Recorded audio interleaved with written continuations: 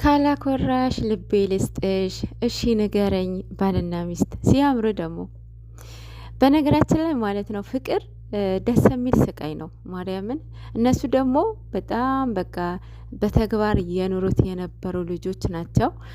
አሁን ደግሞ አስቡት በቃ ፍቅራቸው ሶሻል ሚዲያ ሲያደርጉ ራሳቸው እርስ በራሳቸውም ሳይገላለጹ አብሮ ከኦዲየንስ ጋራ ሲተዋወቁ ማለት ነው። በስማም በተግባር የኖሩት ካፕሎች እኔ ያየሁት በእነሱ ነው። ኢቨን ራሱ በስጋው ደግሞ የተጋቡት ባለትዳሮች ራሱ ወርደው ዘግጠው አይቻቸዋለሁ። በእውነት ዩቲዩበር ማለት ነው። እና ፍቅር ደስ የሚል ስቃይ ነው በተግባር ስትኖሩት ማለት ነው። አንዳንድ ቦታ ሴቱም በአንድ ወንድ ጀጅ ታደርገዋለች፣ ወንዱም በአንድ ሴት ጀጅ ያደርጋታል ማለት ነው። ፍቅር አለ ፍቅር የለም የሚሉ ማለት ነው። በደንብ አለ ፍቅር።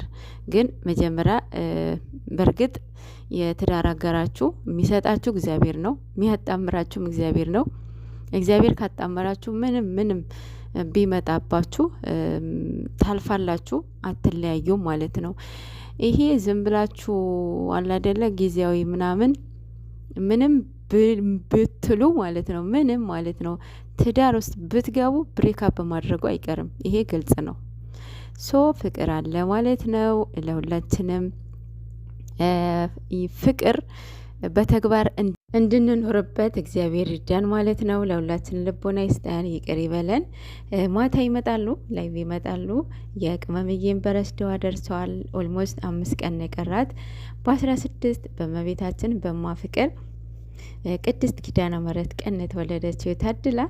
ሀፒ በርስዴ ከወዲሁ የኔ ቆንጆ። ቀሪ ዘመንሽ እግዚአብሔር አምላክ ይባርክልሽ የኔ እናት። ሀፒ በርስዴ